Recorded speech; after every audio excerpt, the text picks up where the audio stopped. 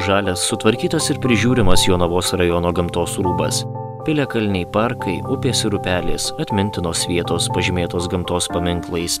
Puikus prieglobstis vasaros savaitgaliais ar per atostogas. Jonaviečiai įsitikinę, kad per upninkus tekantis upelis Lietava kažkada davė pavadinimą visai Lietuvos žemei. Nuotykių parkas, kaimo turizmo galimybės. Čia galima pailsėti gamtos apsuptyje ar sodybose, kuriuose ne tik priima, maitina, nakvindina, bet ir siūlo įvairiausių pramogų.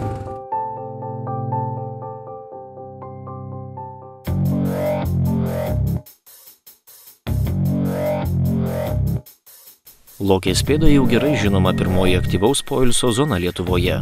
Kuo jį nustebins? Aukštai medžiuose saugiai įrengtomis 6 skirtingo sudėtingumo kliūčių trasomis ir 4 laisvaisiais skrydžiais, kuriuos įveikti reikės ne tik drąsos, bet ir ištvermės. Dar motosafarių, pavėsinėmis su ugniakurais, pirtimi ir japonišku kubilu. Užteks sėdėti namuose, taip lankytojams siūlo Lokės pėda.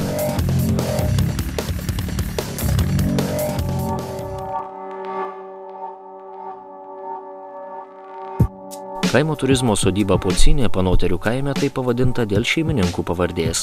Pamiškėje esančioje sodyboje telpa 60 žmonių. Tvenkiniuose galima žvejoti ir maudytis.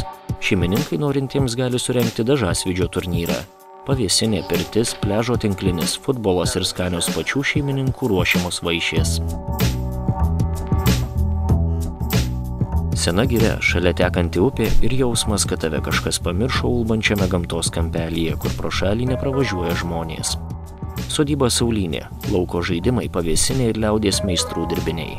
Pobūvių salė iki 80 žmonių, geras maistas ir svetingi šeimininkai.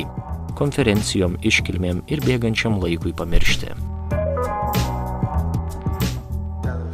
Jonavos rajone Skrebinų kaime slėnyje esančios Zitos ir Vytauto Malkevičių sodybos plotas 16 hektarų.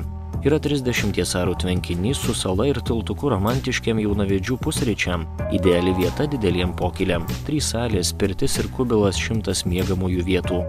Krepšinio tinklinio aikštelės, dviračių takai po mišką, batutas.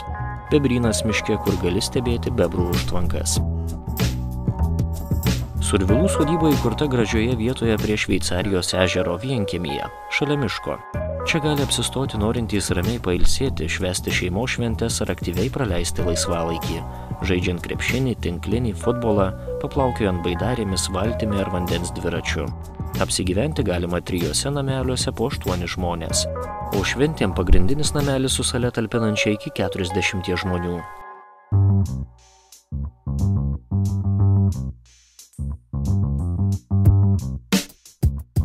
Jonavos rajone esantis Gaižiūnų poligonas žinomas nuo caro laikų. Dabar yra parengta šios teritorijos sutvarkymo studija, tačiau tam reikia 5–6 milijonų litų. Aikštelės ir keliai gali pasitarnauti miško reikmėms, turizmui, poilsiautojams, aktyviam poilsiui.